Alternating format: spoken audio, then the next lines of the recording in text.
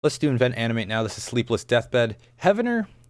Was Heavener my number 6? I think it was my number 6 or 7 album of 2023. And it was sick. Super sick album. I think, yeah, that's the highest metalcore album on my list. Metalcore album of the year for me. So I'm excited to see what they're doing here. This might be a one-off single, I don't know, but it's pretty soon after they dropped Heavener, so I don't know what's up. Yeah, they also dropped the song Heavener, which wasn't on the album Heavener, but they dropped it kind of after to sort of punctuate the album. So I don't know if they're going to do like a deluxe edition or what. I'm kind of sick of the deluxe edition trend. It doesn't really, I feel like I'm never interested when a band announces a deluxe edition of an album they dropped the year before. If it's like 20 years later, like then hell yeah, all for it. But like a lot of metalcore bands have been dropping deluxe albums like the year after, sometimes months after they release their album. It's just kind of stupid. But we'll see what they're doing. But this is Sleepless Deathbed. Let's get into it. Heard good things.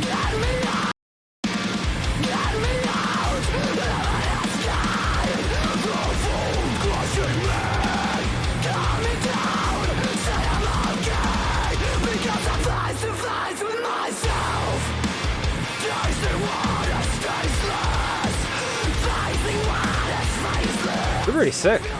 They went straight into it.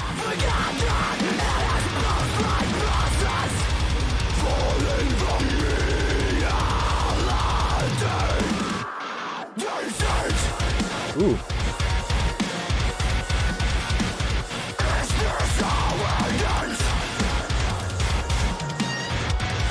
Sounds a little weird. I don't know why.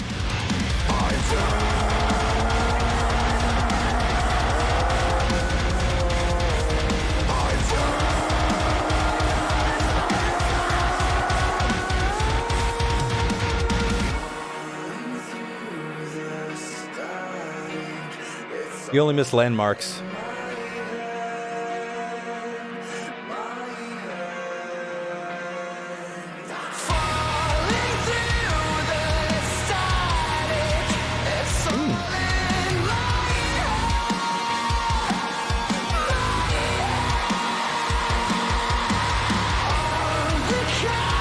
Bro sent an essay.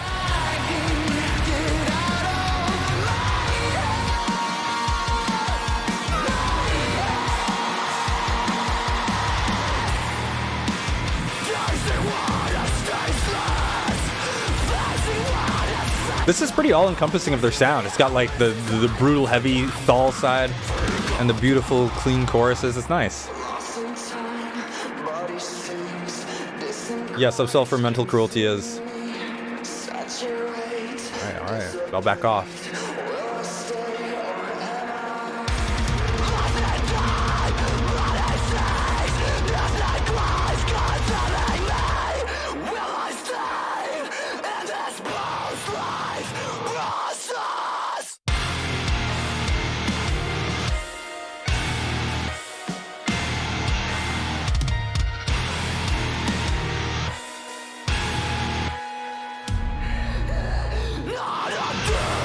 Yeah.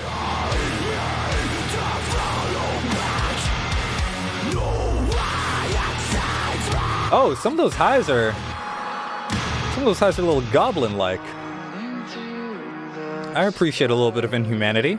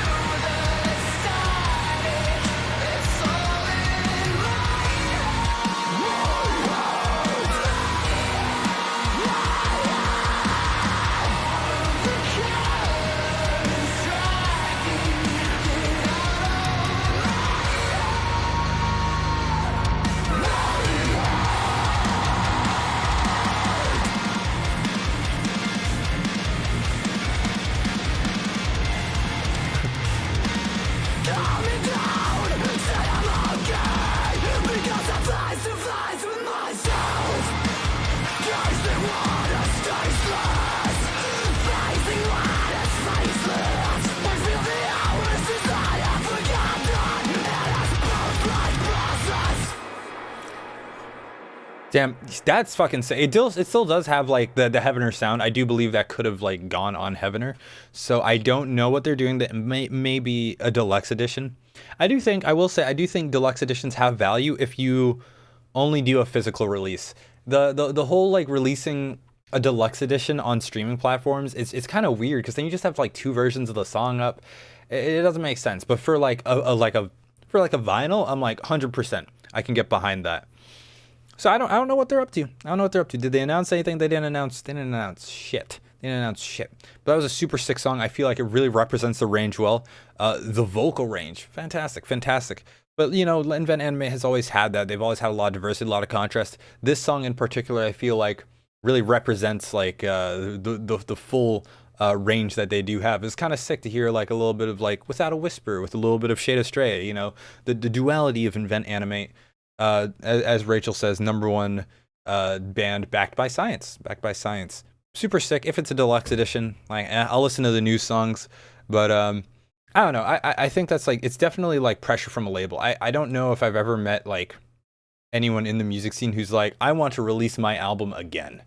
I want to do this again within a year. Like it seems like mostly a marketing thing from labels.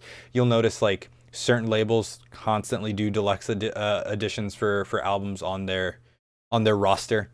So who knows? Who knows? But you know, yeah, it is easy money. The thing is, people will buy. People will absolutely buy. So that is why they do it. Also backed by science. You know, but I don't know. It's my opinion of just get it done right the first time. And like you know, maybe some of the bonuses on deluxe editions. I kind of miss this. I kind of miss like bonus tracks that are actual bonus tracks. Because if you release your album on a streaming service and you put up the bonus track, that's just part of the album, really. But if you release your album and you have the normal track list on like a streaming service and you release physical copies and those physical copies have a secret unreleased track, I think that's the sickest thing ever. Like Cattle Decapitation on some of their, I think Monolith and Anthropocene, for like the Japanese physical copies of that, those had those had bonus tracks that weren't released anywhere else. Which is why they did. They had was it choice cuts, off cuts? No, that's I'm getting into To the Grave. I can't remember the name, but they released an album of just kind of like bonus and demo material back in I believe maybe 2018, 2019. No, earlier than that, maybe 2017. But yeah, no, I don't know. I think there's like a lot of like cool things that can be done with releases, and I'm coming to mourn the loss of physical media. Just like streaming is kind of. I don't know, it's kind of lost its luster because then you don't own anything, and you know maybe that's like kind of like a bit of like a mindset thing. Maybe it's nice to not be tied down to any worldly possessions, but then also you get like I don't know streaming services like price gouge, like they run monopolies. It's like very annoying. Like you see it with like Netflix, Amazon, Spotify. It's like it's not just limited to music. So I don't know. I'm kind of it'd be nice to be able to listen to music whenever you want and not have to like pay a monthly fee to things. I think streaming services are starting to fall out of favor. I think especially with what was the big thing that happened recently? I think Amazon, like even if you have Amazon Prime Video, they will show you ads now, which was the whole point of like streaming services, which was to avoid ads. So they show you ads if you have Prime Video. And now if you don't want to see ads, you have to get another tier to Prime Video. It's so stupid. I'm really just sick of like these streaming services monopolies. I think I am starting to like favor physical media much more. I'm getting a sense that that's the general consensus.